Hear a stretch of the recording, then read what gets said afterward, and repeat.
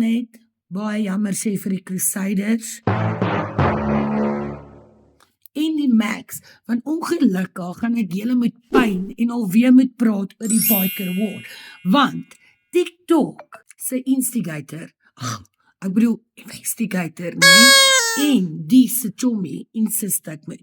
So julle, apologies ahead, it is not me, it is them. But let's get into it. Kom, ek sal dit stop, maar ek sê jou sê, wanneer gaan ek dit stop? Wanneer jy die Crusaders se naam in ere kom herstel, deur vir ons die bewyse te bring van die kak wat jy kwyt geraak. Maar wat reg is reg, want ons is concerned citizens. Wie is jy? Wie is jy? Jy het nie eens 'n idee wat bad stand beteken nie. Volgens my is bad standing as jy soos 'n slegte hond weggejaag word uit jou klub uit, want jy het die reëls, en die constitution van jou klub verbreek. En dan wil hulle nie meer langer jou in die klub hê of geassosieer of affilieer met jou nie. Maybe verstaan ek dit verkeerd.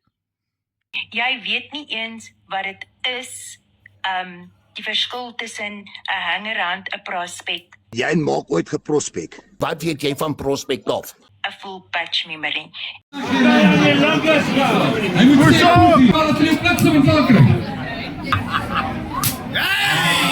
'n hangerhand af na 'n prospect toe en dan hoe kry hy sy patch? Baie van hulle loop hulle 13 maande. Is jy aan die Max se kant, want jy is besig om al die Max se reëls te verduidelik, of is jy aan die Crusaders se kant? Dan gaan ons na 'n ander bikersklub toe wat heeltemal anders te werk. So wat is dit wat sy enigstens weet van bad stand? Waarvoor staan 1313? 1313 is die, hoe kan ek dit vir julle stel? Mackie se vriend. 'n Die alfabet verduidelik ons laas. Yes. So die publiek kan dit dra. Want ek sit met baie video's wat vir my aangestuur is, waar sy in middernaglike ure by 'n sekere plek sit en doppe drink. Sy kry dit seker verniet.